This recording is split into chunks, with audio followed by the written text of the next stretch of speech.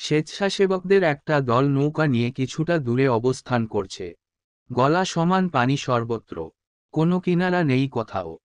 ষাটোর্ধ্ব বৃদ্ধ মা বাবাকে দুই হাতের দুই বাহুর সাথে আটকে নিয়েছে রফিক। পানির স্রোত প্রবল, বিপরীত দিকে ঠেলে নিয়ে যাওয়ার প্রচেষ্টায় আছে রফিক। শরীরের সর্বোচ্চ শক্তিটুকু খরচ করে বাবা মাকে টেনে নৌকার কাছে নিয়ে গেল। স্বেচ্ছাসেবকরা রফিকের মা বাবাকে টেনে নৌকায় তুলল। নৌকায় স্বেচ্ছাসেবকদের সংখ্যাই প্রায় ১০-১২ জন, আরও দুর্গত বাসিন্দা। নৌকায় রয়েছে ৯ জন। রফিকের মা বাবাকে তোলার পরে সংখ্যাটা বেড়ে দাঁড়িয়েছে ২৩-এর ঘরে।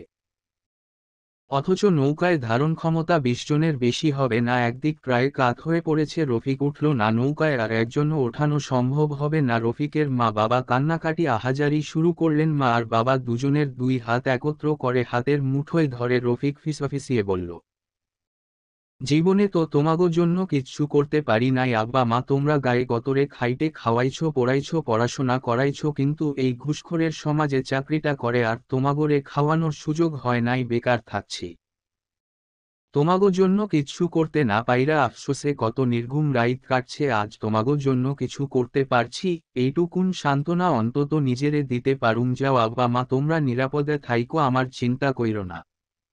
হাত ছুটে গেল। নৌকাটা ধীরে ধীরে সরে গিয়ে রফিকের দৃষ্টি সীমানার বাইরে চলে গেল।